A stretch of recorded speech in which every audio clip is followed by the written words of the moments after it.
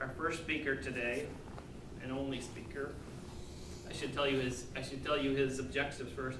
It's body language, so be looking for his body language, gestures, facial expressions, eye contact. Please welcome Colin Parks.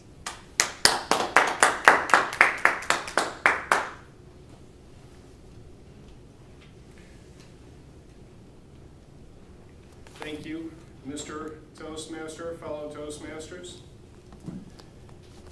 Henry David Thoreau wrote years ago, "I went to the woods because I wanted to live deliberately, to front only the essential facts of life and to see what I could not learn from what they had to teach me, and before I die, find that I had not lived."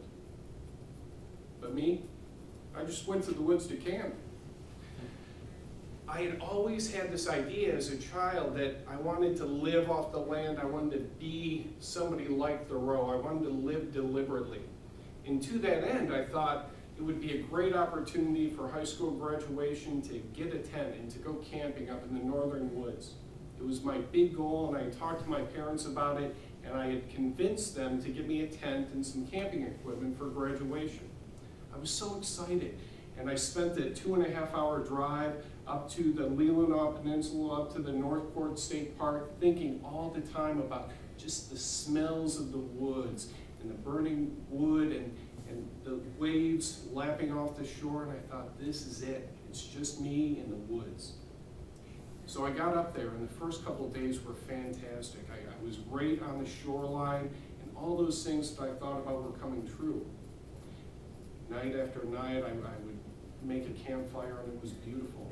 One night, my third night in, I was sleeping, and had to wake up and use the restroom, and went outside, and I went back in, and I forgot one important thing. One of the first tips that I will give you: don't forget to zip the tent. I lay back down and fell asleep, and I woke a little while later and heard the sound of rustling inside my tent. My heart was beating outside of my chest, and I was sure someone was in there to murder me. I ran out of the tent and waited, and nothing, and I went back in with a flashlight, and I looked around, and there these demon red eyes were glaring at me. This raccoon had gotten in my tent. He had tore up my food, he had tore up my coffee, he had tore up my book. So I chased him out, and I realized the one important lesson I would never forget: always zip. 7, 8 years later, I have a 5-year-old daughter, and she had heard about some of these trips that I'd taken, these camping expeditions, and she was intrigued. She wanted to be a part of this experience with me. And so she and I went up to the Manistee National Forest. Beautiful area, and you can camp anywhere you want to. You don't have to have a lot or anything like that. You just find a place in the woods and you pop your tent, and you have a lot of fun. And we did for the first couple of days. And then we found a site that we thought was just magnificent. It looked over Lake Michigan, and you could see the sunset, and we set the tent up. And that's when I found my second most important tip: don't tilt. I'd set the tent up on the hill, bent over just a little bit so we could see that beautiful sunset. I woke up again about 2 in the morning, and my daughter was nowhere to be found. I was so frightened. I unzipped the tent, which I had zipped, and looked around for my daughter, and she was nowhere to be found, and I was so frightened. I was certain that she had rolled down the hill and something bad had happened. So I went back in the tent, and I got the flashlight, and there, rolled up into a little ball at the bottom of the tent, like a little caterpillar, was my 5-year-old daughter snoring away. So I learned, and will never forget, my second most important tip: don't forget to not tilt the tent. So we flash forward to 6, 7 years later, and I've got a teenage daughter and a stepson who also has heard these stories, and fortunately hasn't heard my daughter's side about how some of these trips turn out.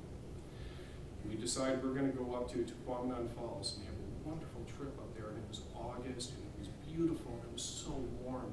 And we saw the falls, and they were magnificent, and I talked up to my wife about what a great camper I was, and everything was going to be fine. We went would zip the tent, we wouldn't put it on a hill, everything was gonna be fine.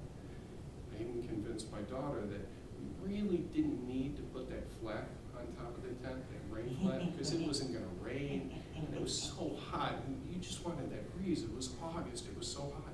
My daughter gave me this look like she knew I was making a terrible mistake, but she was kind enough not to say anything. 2 in the morning, it was a magic hour. To say rain fell would not really make the point. The point was somebody had taken an Olympic-sized swimming pool and tipped it over right in that tiny hole, that rain flap, and it gushed. It was almost like we were floating on water. I was screaming, my wife was screaming, my stepson was screaming, my daughter was screaming, and we jumped out of the tent, my daughter and I, and she was kind enough to help me put the rain flap on. I learned my most important tip of all: don't forget to put the flap on. As we got back in the tent, the water began to dissipate. We got it out. We were laying there, and my stepson started yelling that he had to pee. So we went back out, and in the rain, he did his business, and we got back in, and there was this angry silence for probably 2-3 minutes.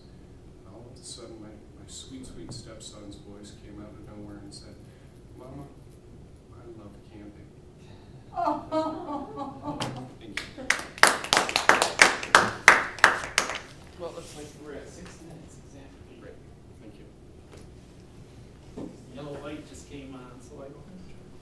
Oh, great. Great job. Could you just please put some notes on this side for Colin? So we're gonna write for a minute. Yep.